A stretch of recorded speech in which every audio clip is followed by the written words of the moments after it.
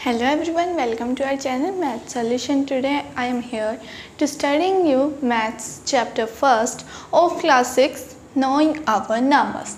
आज हम पढ़ेंगे chapter first of class 6 knowing our numbers. हमारे चैप्टर का नाम क्या है? Knowing our numbers. सो सबसे पहले हमारा चैप्टर का नाम है नोइंग आवर नंबर्स. आज हम क्या करेंगे? इसका इंट्रोडक्शन करेंगे, यानी हम इसके बारे में, इसके अंदर जो जो कॉन्सेप्ट्स हैं हम वो जानेंगे, जिससे हमारे एक्सरसाइज के क्वेश्चन बिल्कुल ईजी हो जाए. सो चैप्टर में ही देख रहे हैं हम नोइंग आवर नंबर्स, यानी अपने नंबर्स को जानना. So what is number? Number क्या होता है एंड नंबर किस किस चीज़ों से मिलकर बना होता है? So now number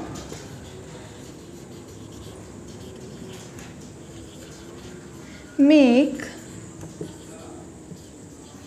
with the combination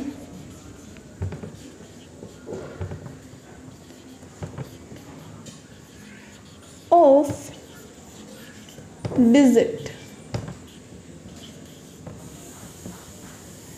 यानी नंबर बना होता है किसके कॉम्बिनेशन से? किससे के जुड़ने से? डिजिट्स के जुड़ने से. अब ये डिजिट क्या है? डिजिट क्या है? डिजिट इन्फिनाइट होती हैं या लिमिटेड होती हैं? सो डिजिट आर लिमिटेड. डिजिट्स कुछ ही होती हैं. कितने डिजिट होती हैं? There are 10 digits. 10 होती हैं. डिजिट्स की वैल्यू कितनी होती है? 10. नाउ वो कौन कौन सी होती हैं? First is 0, 1, 2, 3, 4, 5, 6, 7, 8 and 9. बस देर आर 10 डिजिट. काउंट करते हैं. 1, 2, 3, 4, 5, 6, 7, 8, 9, 10. How many digits are there? There are 10 digits. So इन्हीं 10 डिजिट्स के मिलने से कोई भी नंबर क्रिएट होता है, बनता है. जैसे एक एग्जांपल ले लेते हैं. मैंने एक नंबर लिया 9, 8, 6, 2, 1.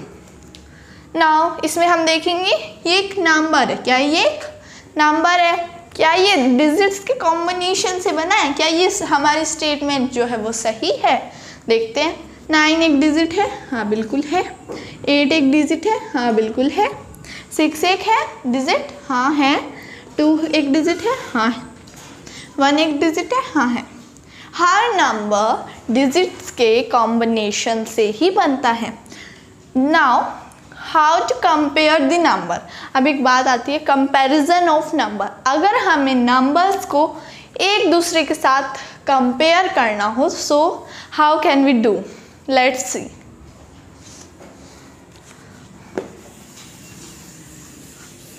अगर हो सके तो आप इसे नोट कर लीजिएगा, ताकि आपको अच्छे से कॉन्सेप्ट क्लियर हो जाए. और अगर आपको कोई भी डाउट हो तो अपनी मेरी वीडियो दोबारा देखिएगा या अपने नोट्स में से देखिएगा.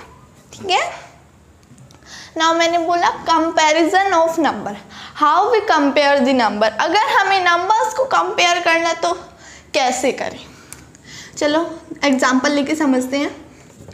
72 डैश 8. फर्स्ट क्वेश्चन है हमारा 72 को 8 से कंपेयर करना है, यानी हमें बताना है इन दोनों में से कौन सा नंबर बड़ा है और कौन सा नंबर छोटा है. सो अगर हम कंपेयर कर रहे हैं तो उसके भी कुछ रूल्स होते हैं. चलो जानते हैं फर्स्ट रूल क्या है. फर्स्ट रूल इज, यहाँ पे ये नंबर कितने डिजिट से बना हुआ है? 2 डिजिट से. और ये नंबर कितनी डिजिट से बना हुआ है? 1 डिजिट से. सो now we see 2 digit number is greater than 1 digit number. Obviously 2 digit जो नंबर है वो ग्रेटर होगा किससे? 1 digit नंबर से होगा ना. तो इसमें बड़ा कौन हुआ? 72. लेकिन अगर हमें क्वेश्चन गिवन हो ऐसे 72 dash 89. Now how we compare? अब यहाँ पे तो दोनों ही डिजिट टू डिजिट से दोनों ही नंबर्स टू डिजिट से बने हुए हैं. So how we compare then rule number second. So इसका रूल नंबर सेकंड है, हमें क्या करना है, इनके फर्स्ट जो नंबर है उसे फर्स्ट नंबर से कंपेयर करना है, सेकंड जो नंबर है उसे सेकंड नंबर से कंपेयर करना है. नाउ ऐसे ही करना है. ठीक है, क्या फर्स्ट नंबर यहाँ पे है 7 और वहाँ पे है 8. Which is greater? Obviously 8 is greater है. सो यहाँ पे हमें क्या करना होता है, सबसे पहले हम फर्स्ट डिजिट देखते हैं. क्या इनकी फर्स्ट डिजिट में कोई, देखो यहाँ पे फर्स्ट डिजिट देखी, यहाँ पे भी फर्स्ट डिजिट देखी. यहाँ पे हमने जाना कि 7 छोटा है 8 से, और ये पूरा नंबर क्या था 72, और ये पूरा नंबर था 89. जब इनके फर्स्ट नंबर ये छोटे हो गए तो ये पूरा नंबर छोटा नहीं हो जाएगा. सो इसलिए सबसे पहले हम फर्स्ट डिजिट देखेंगे. जो डिजिट छोटी होगी उसकी तरफ छोटा साइड आएगा, और जो डिजिट बड़ी होगी वो बड़ा नंबर कहलाएगा. Now come to this second rule. Now our second rule is, जैसे एक एग्जाम्पल लिया हमने 72 और एक लिया 79. अब हम क्या करें, अब तो यहाँ पे दोनों डिजिट भी सेम है और टू डिजिट्स के नंबर भी गिवन है. So how we know that which one is greater. So first digit को हम कंपेयर करेंगे फर्स्ट डिजिट से, दोनों ही सेम है. Now compare the second digit. अब हम करेंगे सेकेंड डिजिट्स को एक दूसरे के साथ. Now which one is greater? 2 is greater and 9 is greater. So there is 9 is greater. So our answer is 79. This is very easy. Method यहाँ पे आप बहुत easily तरीके से जान सकते हो. Now अगर हमारे यहाँ पे होती 8 2, तभी भी आप ऑब्वियसली बता देते, क्योंकि हमारी सेकेंड डिजिट थी अलग अलग आ गई, तो हम देखते ही बता देंगे कि ये वाला नंबर अभी भी बड़ा ही रहेगा. समझ आ गया? अगर हमारी first digit same, second digit same है, थर्ड डिजिट सेम नहीं है, तो हम थर्ड डिजिट्स को एक दूसरे के साथ कंपेयर करेंगे और पता लगा लेंगे. ठीक है, अब हमने जान लिया नंबर्स को कंपेयर कैसे करते हैं. लेकिन देखो हमने क्या बोला इसे कॉमन लैंग्वेज में, फर्स्ट प्लेस पे ये नंबर और ये प्लेस, ये भी फर्स्ट प्लेस पे. फर्स्ट प्लेस वाले नंबर को फर्स्ट प्लेस वाले नंबर से ही कंपेयर करेंगे, सेकेंड प्लेस वाले नंबर को सेकेंड प्लेस वाले से ही कंपेयर करेंगे, थर्ड प्लेस वाले नंबर को थर्ड प्लेस वाले से ही कंपेयर करेंगे, है ना. नाउ हम कॉमन लैंग्वेज में बोल रहे हैं प्लेस, नंबर प्लेस. हम क्या बोल रहे हैं, नंबर की जगह. सो हाँ, मैथमेटिक में भी एक नंबर की जगह होती है, यानी नंबर प्लेस. सो जानते हैं नंबर प्लेस क्या होता है. ठीक है,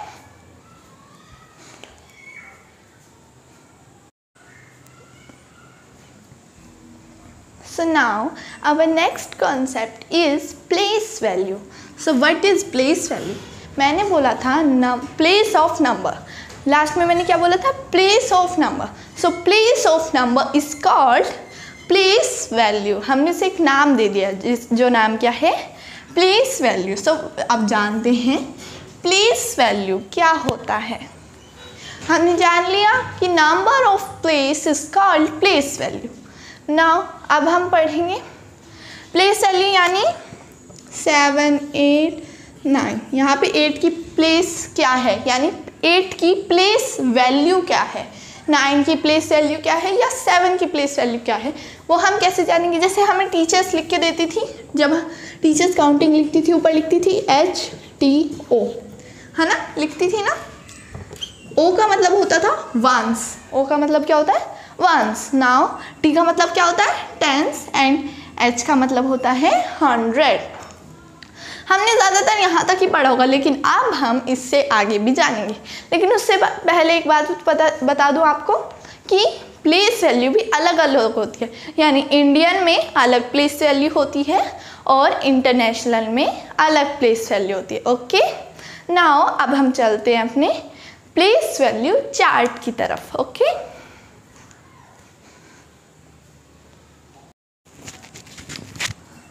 सो हम बात कर रहे थे प्लेस वैल्यू चार्ट. सो हम सबसे पहले जान लेते हैं इंडियन सिस्टम में प्लेस वैल्यू चार्ट किस तरह होता है। एक एग्जांपल लेके जानते हैं। एक नंबर लिख रही हूँ मैं 9 8 7 को 9 8 7 6 5 4 3 2। मैंने एक नंबर लिखा, इसे काउंटिंग की तरह मत लेना, एक नंबर है, ठीक है। सो हम कैसे एक और ले लेते हैं 1।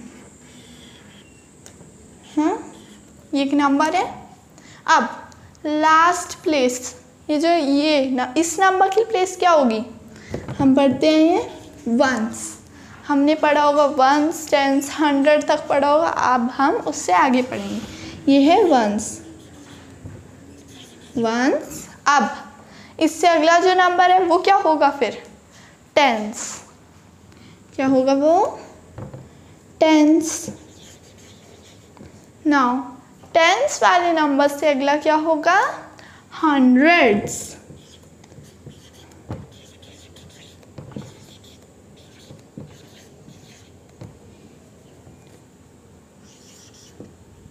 हंड्रेड।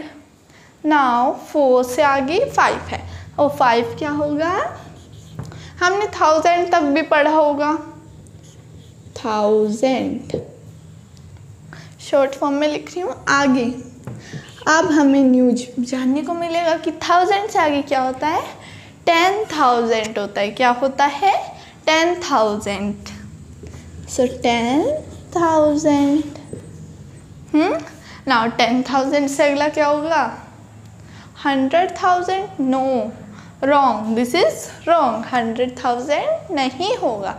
क्या होगा फिर, होगा लाख। क्या होगा, लाख।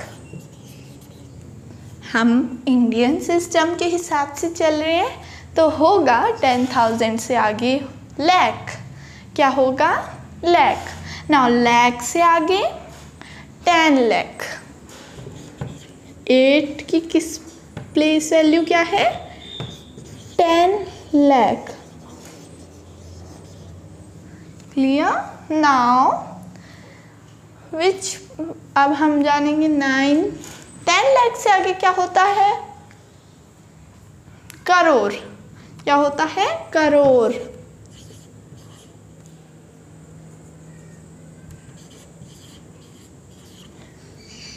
टेन लाख से आगे होगा करोड़। ना करोड़ से आगे 10 करोड़। ये प्लेस वैल्यू चार्ट है इंडियन सिस्टम के हिसाब से। नाउ अगर हमें फाइंड करनी हो इंडियन सिस्टम के हिसाब से place value, so how we will find, अब वो भी जान लेते हैं कैसे हम निकालेंगे। हम ही जैसे निकालेंगे यहाँ पे, what will be the place value of 7। 7 की प्लेस वैल्यू क्या होगी, so how we will find. 7 की पोजीशन क्या है, लाख पे है। सो लाख पे है ना, तो हम क्या करेंगे, ये लाख है, इस लाख के पीछे जितने भी डिजिट्स हैं ना उनको ज़ीरो कर देंगे, उनकी जगह ज़ीरो लगा देंगे। यानी हम कुछ ऐसे लिखेंगे 7 के बाद कितने डिजिट, 1 2 3 4 5, 5 डिजिट है तो हम 5 ज़ीरो लगाएंगे, 1 2 3 4 5। Now this is the place value of 7 with the according of Indian system. Now हमें निकालनी हो 8 की place value. So how we will find 8 की प्लेस वैल्यू निकालनी है, कौन सी पोजीशन पे है, 10 लाख पे है। So now 10 लाख वाले 10 लाख से जितने भी नंबर्स है उसको ज़ीरो कर देंगे।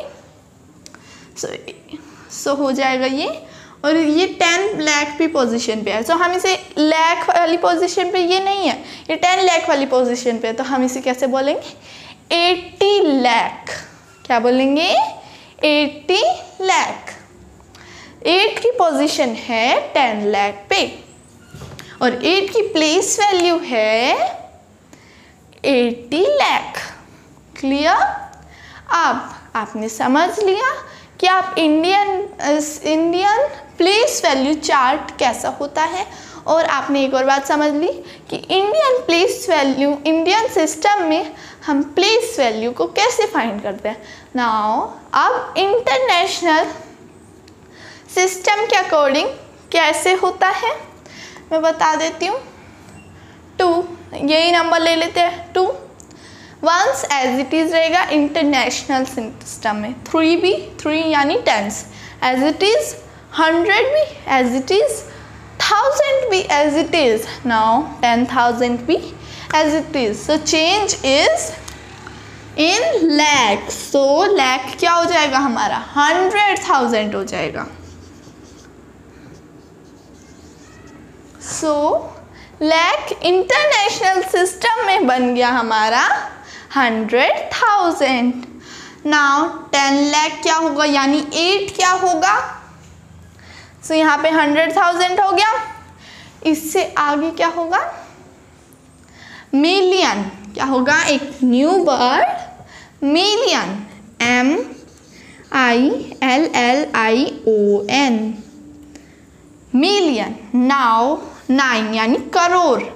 इंडियन इंटरनेशनल सिस्टम में क्या होगा करोड़, क्या होगा 10 मिलियन,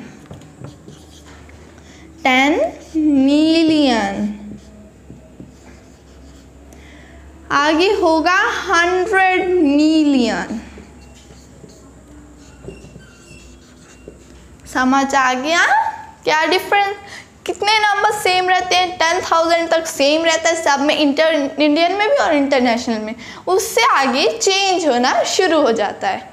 ठीक है, अब जान लेते हैं कि इंटरनेशनल सिस्टम के हिसाब से हम कैसे प्लेस वैल्यू को फाइंड करेंगे।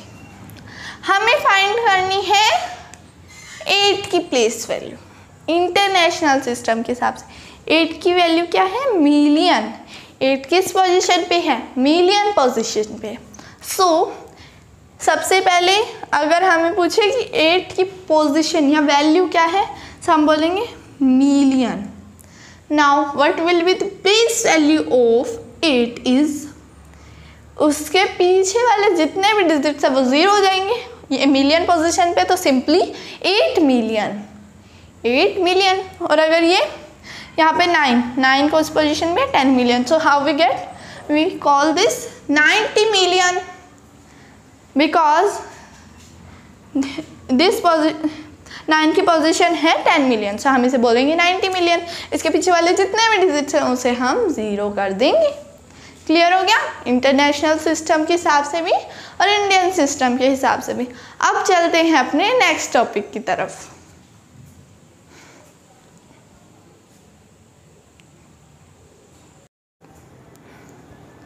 So now our next topic is commas.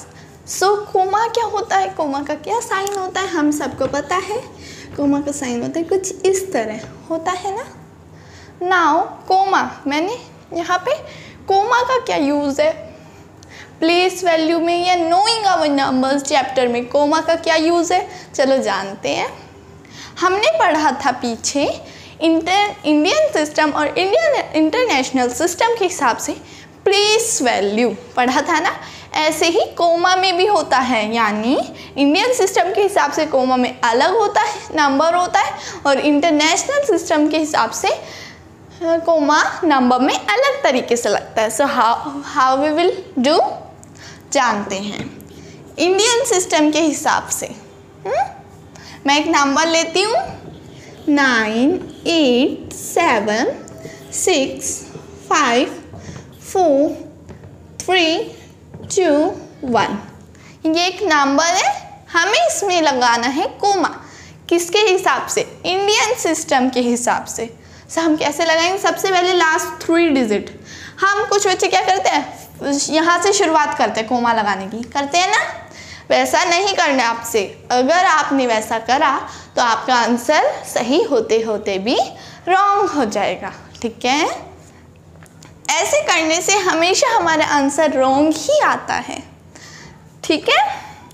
अब नाउ लेट्स सी, लास्ट से करेंगे, लास्ट 3 डिजिट पहले स्किप करके कॉमा लगाएंगे इंडियन सिस्टम के हिसाब से, और फिर 2 डिजिट एंड 2 डिजिट चलता रहेगा। यहाँ पे 2 डिजिट, यहाँ पे 2 डिजिट हमारी लेफ्ट रह गई। अब हमने यहाँ इसके आगे क्यों नहीं कॉमा लगाया, क्योंकि यहाँ पे हमारे नंबर्स खत्म हो गए थे, इसलिए हमने यहाँ पे कॉमा नहीं लगाया। अगर यहाँ पे होता 8 तो हम यहाँ पे 2 डिजिट के बाद में कॉमा लगाते और 1 डिजिट को एज इट इज छोड़ देते, ठीक है।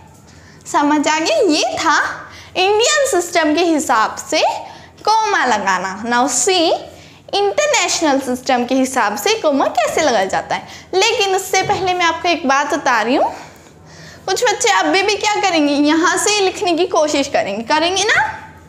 नाउ मैं आपको दिखाती हूँ, अगर यहाँ से लिखेंगे तो हमारा रॉन्ग कैसे होगा। ले लेते हैं यही, इसे इरेज कर देते हैं। मैंने यहाँ पे आपको बताया लास्ट में 3 डिजिट लगेंगे। कुछ बच्चे ओवर कॉन्फिडेंस होके यहाँ पे फर्स्ट 2 लगाएंगे, फिर यहाँ पे ऐसे, फिर यहाँ पे ऐसे। चलो ये नंबर तो सही हो गया, लेकिन अगर यहाँ पे एक और नंबर आ जाए तो क्या करेंगे बच्चे, मैं बताती हूँ। कुछ बच्चे तो सही कर देंगे राइट हैंड साइड से, लेफ्ट हैंड साइड से भी, लेकिन कुछ बच्चे क्या करेंगे, रॉन्ग करेंगे। कैसे करेंगे, मैंने आपको बताया यहाँ से लास्ट 3 डिजिट छोड़ने, तो वो क्या करेंगे, यहाँ से लास्ट 3 डिजिट छोड़ देंगे, फिर कोमा लगाएंगे, comma. This is your wrong answer. तुम्हें लग रहा है कि तुम्हारा आंसर सही है, करेक्ट होना चाहिए, लेकिन क्या हो गया, रॉन्ग हो गया, क्योंकि तुमने मेरी बात नहीं मानी। और अगर तुम मेरी बात मानोगे तो तुम्हारा आंसर हमेशा ही करेक्ट एंड राइट जाएगा, ठीक है। नाउ हमने सीखा इंडियन सिस्टम के हिसाब से हम कोमा कैसे लगाया जाता है। अब हम सीखेंगे इंटरनेशनल सिस्टम के हिसाब से कोमा कैसे लगाया जाता है, ठीक है। यहाँ पे एक नंबर है हमारा 98765432। अब हमें इसमें इंटरनेशनल सिस्टम के हिसाब से कोमा लगाना है, ठीक है। लास्ट से शुरू करेंगे, राइट से शुरू करेंगे, लास्ट 3 डिजिट, ना दोबारा लास्ट 3 डिजिट एंड 3। यहाँ पे कोमा नहीं लगेगा क्योंकि इससे आगे कोई नंबर नहीं है। इंटरनेशनल सिस्टम में आपको याद रखना है कोमा लगाने का तरीका 3 3 3 3 एंड चलता रहेगा, ठीक है। Now international system, Indian system में आपको याद रखना है कैसे लगाएंगे, 3 2 2 2 इन्फिनाइट तक, ठीक है, जितना बड़ा हमारा नंबर होगा। हमने समझ लिया कि हम कोमा कैसे लगाते हैं इंडियन सिस्टम के हिसाब से और इंटरनेशनल सिस्टम के हिसाब से। अब हम चलते हैं अपने नेक्स्ट टॉपिक की तरफ।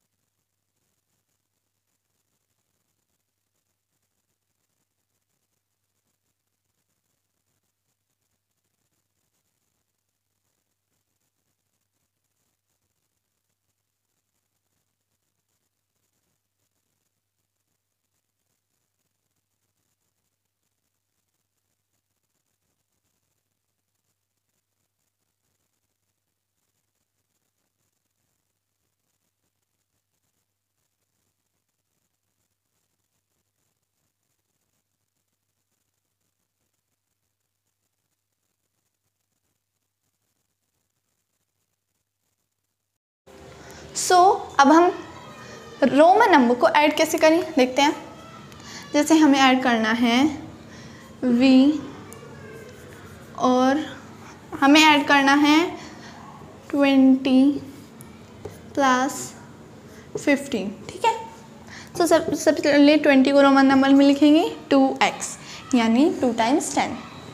नाउ 15 को लिखेंगे xv। नाउ ऐड कर देंगे x v, हमारा आंसर आ गया बिल्कुल इजी तरीके से। होप करती हूँ आज आपको समझ आ गया होगा।